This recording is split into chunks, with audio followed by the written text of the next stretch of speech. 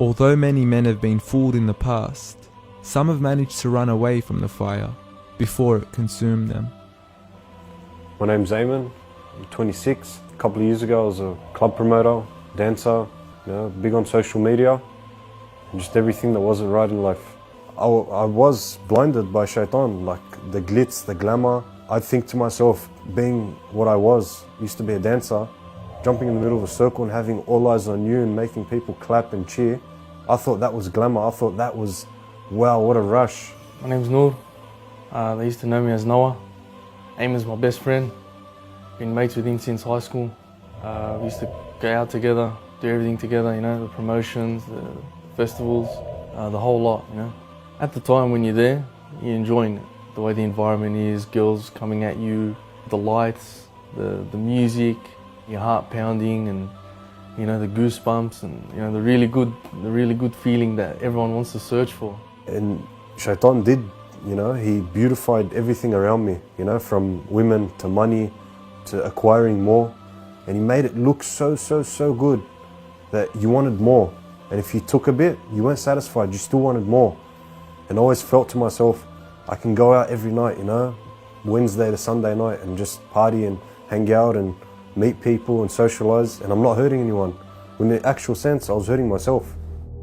With a lifestyle of non-stop parties, music and dancing, it wasn't long after until both Eamon and Noor soon came to realise the emptiness hiding behind all the glitz and glamour.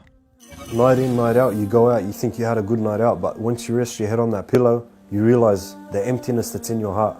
You just went to sleep, and everything you just did was a waste. I had a really big night. I think the next day when I woke up in the hotel, I just kind of stood for about half an hour and sat there and thought, is this it? Is this what life is? Work Monday to Friday, go out on the Saturday. And I thought at that time, there has to be something more to it. The time came and I started to realise to myself, what am I doing? What's the purpose of this? Why am I in this scene anyway to begin with? And when I started to realise to myself, I actually sat down, I still remember this day. I just came back from a night out, went to sleep, woke up, and I was sitting in my bed for literally, no joke, half an hour at the most, and just wondering what happens when death comes. Death itself. When it comes and it takes you, what happens after that? ألهاكم التكاثر حتى زرتم المقابر.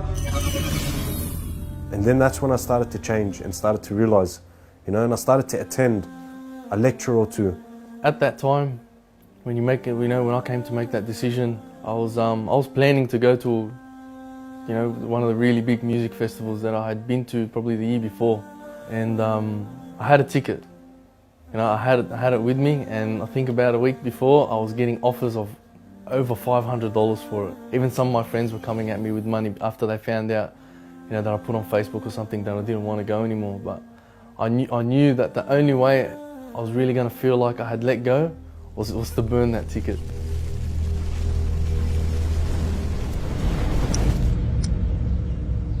So I burnt it. And one day after work, just went into the car park, threw it on the ground, and got a lighter off someone and torched it. It was probably the best feeling of my life, one of the best feelings I've ever had till today.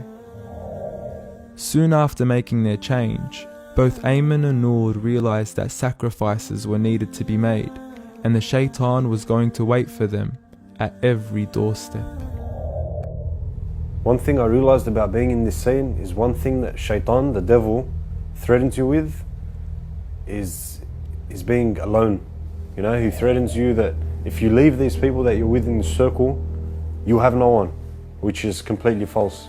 At one point it was actually only me and Noor, as mates and as brothers. But then through Islam, and as we started to practice our deen, we started to realise the brotherhood became bigger. 10 grew to 20, 20 grew to 30, 40 grew into an amount that you can't even explain. Sometimes you go pray at another mosque that's completely out of your area, and you meet someone that has seen you before, or you've seen them, and they're like, oh, I remember you, brother, you were sitting at this talk, or I met you at this dinner, or I met you at this fundraiser. It's an amazing feeling because that person's coming up to me just to say hello. He doesn't want money from me. He doesn't want fame. He doesn't want entry into a place that, you know, that he wants to go in. He just wants to speak to me because that's what Islam is about. Love.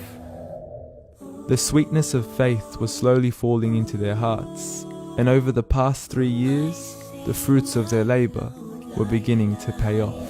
Alhamdulillah, by the will of Allah, the past 3-4 years have been beautiful for me. You know, alhamdulillah, Allah subhanahu wa ta'ala invited me to Hajj in 2011. That was an experience I would never forget. I took my mother as well. And alhamdulillah, I've been to a few countries around the world to, you know, spread the deen of Allah. Be France, New Zealand, also go around Australia. Last year, me and brother Noor actually went to one of the festivals, one of the big music festivals that happen every year. And we went there to call people to not go in, you know, to save them. Back in the day, I used to actually call them to come to the festival, to actually enter and enjoy and discounts and so on. And we thought that we'd try to redeem ourselves from what we were doing before, you know, like calling people to that environment. So we thought we'd go to this and, you know, tell people to stay away, you know, try to convince the people what they were getting themselves into, because we had been there, you know, and we knew what it was like. We've experienced it before. Ayman and Noor are not the first to make such a change, and they surely aren't the last.